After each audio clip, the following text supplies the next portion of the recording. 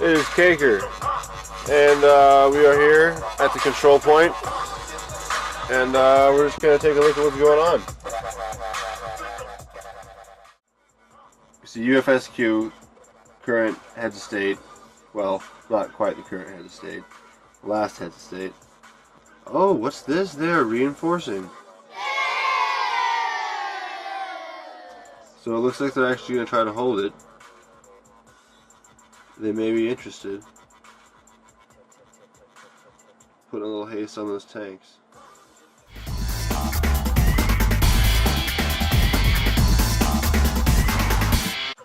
Oh my god, the last kiss goes in to bust it up. Control point conquered, last kiss.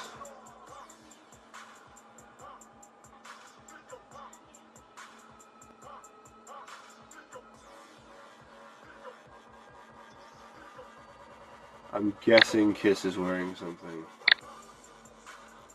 No, just tack gear. Going in all tack heavy like a boss. And holding on to CP with one deployment. Ridiculous. Absolutely ridiculous. And now he's recalling.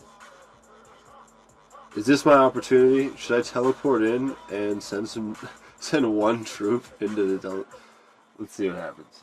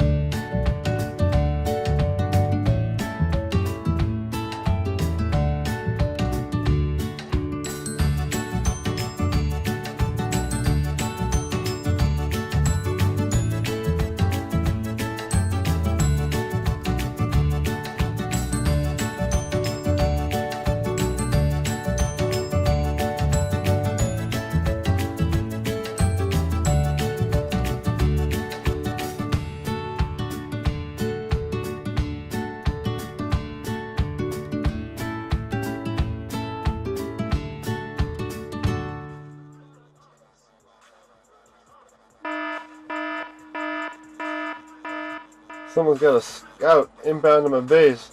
Thank God I have any scout on. Oh my God. They've put troops in there. Should probably turn around. Fall back. I only have one. I can only fall back once. UFSQ just lost it in a little singles match to IHHH. Right. So, by the looks of it, they're not going to be able to hold it. I was just checking out people's gear while that was happening. You see over here, H6EX has deployed their 22 rally from Disturbed at the control point. I'm guessing this will crack them wide open. Let's look and see what Disturbed has on and what he's going to try to punch through these heads with. See, this is a horrible, horrible title to give somebody at CP if you don't know what you're doing. Just don't do this. If you have the control point, you know, you're sitting there and you have your head of state title, and you have the ability to hand out negative titles, you don't just, as soon as some alliance ports in that you don't like, just give them all titles. Because each title has a specific,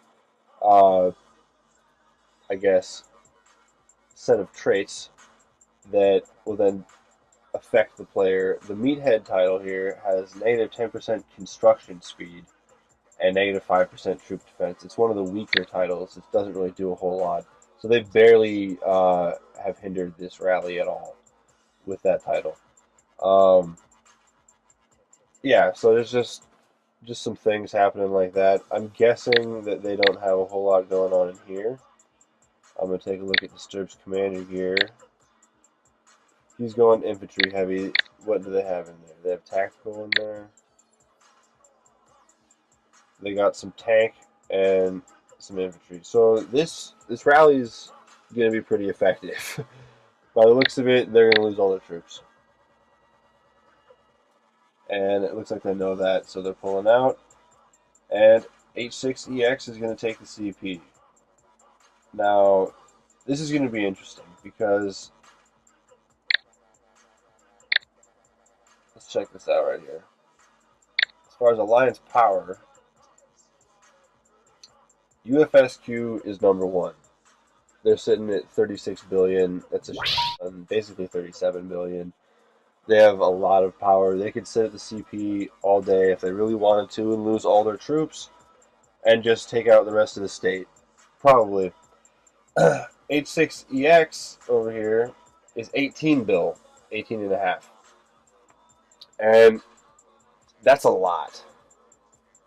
If you know what you're doing and you get enough active players on a rotation at a control point, that right there is definitely enough power at this stage to hold on to that. If you know how to use your gear right, then you will be able to hold that for 6 hours if you have enough active players on. So let's see how this works out. This is, oh boy, whoa, they're rocketing some troops in there. Oh boy, I just dumped on them. Bam, it's over. Yeah, oh, that was stupid. Yeah, no chance. I'm gonna stick with no chance. I'm gonna go ahead and tell him there's a. Oh look, Ricky Bobby slingshot maneuver, throwing some tanks in CP. Hold on, I gotta let him know.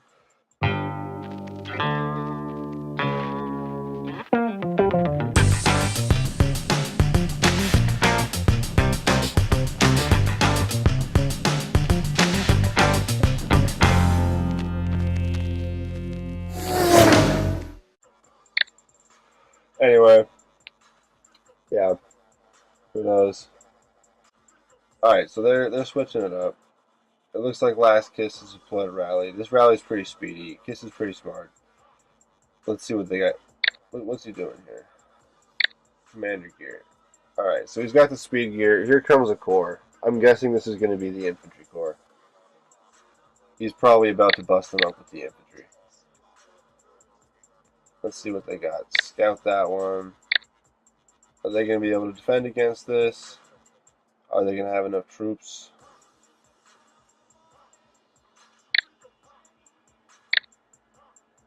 Scout successful. Disturb? No. They're about to get lit up.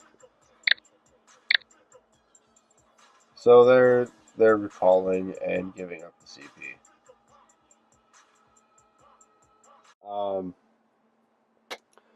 These two alliances just tried a dual rally on UFSQ. It was a good attempt. The rallies were spaced out a little too far. There's about a minute 20 in between the two, which allowed UFSQ to adequately defend and speed troops in for the defense of the CP. It's the right idea to do a rally, but you want the rallies to hit within seconds of each other. You want to time the deployments. When you select the CP and you're going to rally it, right? And you say, "Yep, I'm going to war rally this." Starting a war rally. We're going to set it for 8 hours because this isn't real. You guys can see how many troops I have, whatever and whatnot. If you set a single troop, right? 1. Done. This rally will take 2 minutes and 41 seconds to hit the control point. You can see right there it says that's the deployment time. You add the commander, a little bit less, 228. So if you're setting a demolitions rally and you're filling it up, it's going to take 5 minutes and 45 seconds to hit. Whereas if your homies alliance is setting a tank rally, that rally will take 3 minutes and 27 seconds to hit. So a way to kind of get around this is if you were to send, as opposed to this one troop, drop him one less LAV. If you're sending your tank rally, and you see it's going to take 3 minutes and 27 seconds, and you're like, all right, so the other alliance has to send their infantry rally, and then I have to calculate 5 minutes and 25 seconds subtract 3 minutes and 27 seconds, and at that exact moment is when I have to set my rally. That's really hard to do. It's hard to, just to coordinate.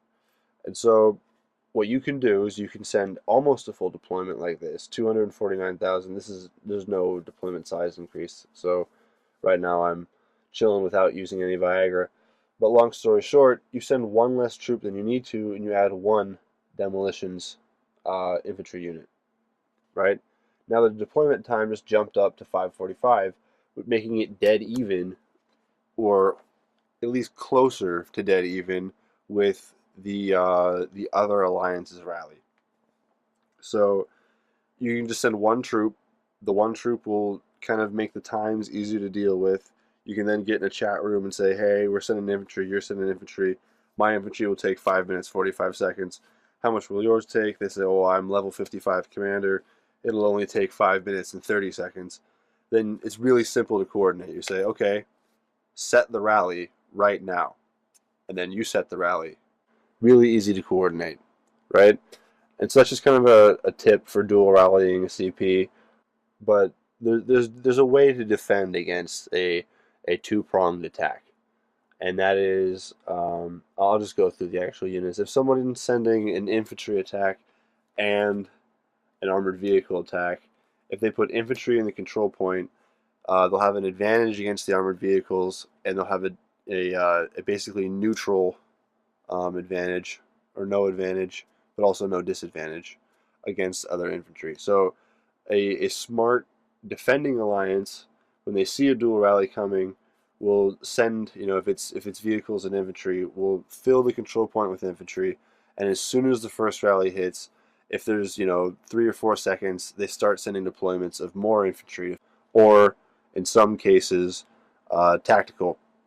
Um, but that's really the game right there. That's the CP game.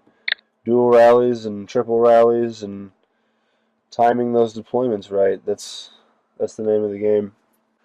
And I'm gonna call it quits. It's been a long night. I'm not sure I'm gonna be able to stay up any longer. I've probably been talking for an hour straight. So do your thing. Enjoy your days. I'm gonna get some sleep myself. And yeah, there you go.